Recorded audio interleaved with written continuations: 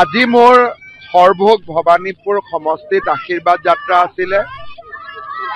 যিহেতু মই গুৱাহাটীলৈ গাড়ী দি উভতি যাম, মই কৃষ্ণগুৰু সেৱাশ্ৰমত আহি প্ৰভু ঈশ্বৰৰ আশীৰ্বাদ ললো, যাতে সকলোৰে শান্তি হয়, সকলো আমি যিটো লক্ষ্যত আগবাঢ়িছো তাত যাতে সফল হ'ব পাৰোঁ। মাজে মাজে মই আহিও থাকোঁ, আজিও আহিলোঁ। মই নামনি উজনি বুলি কোৱা নাই। এইবাৰ ঐতিহাসিক ফলাফল ভাৰতীয় জনতা পাৰ্টি, অসম গণ পৰিষদ আৰু BPF দলে লাভ কৰিব। মইতো বিচাৰোঁ যে কাৰো মনোনয়ন নাকচ নহওক, কাৰণ আমি যেতিয়া ভালকৈ ইলেকশ্যন খেলিবই পাৰোঁ। কিন্তু নিয়ম নীতিৰ মাজতে ইলেকশ্যন হয়। কোনোবাই যদি ভুল কৰি নমিনেশ্যন দিছে তাৰ ৰিজেক্ট হ'ব, আৰু যদি ভালকৈ দিছে একচেপ্ট হ'ব। কিন্তু আল্টিমেটলি ইলেকশ্যনটো হ'বই, সেইখন নমিনেশ্যন গ'লেওতো আৰু বাকী থাকিবই।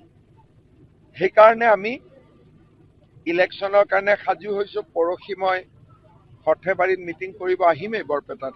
এইবাৰ সৰ্থেবাৰীত বানপানীও হোৱা নাই, নতুন অসমমালা ৰাস্তা হৈছে, নলবাৰীলৈকেও ফটক কৰি গৈ পাব, আৰু বজালীলৈকেও মেডিকেলৰো নিৰ্মাণ কাম পূৰ্ণ গতিত চলি আছে।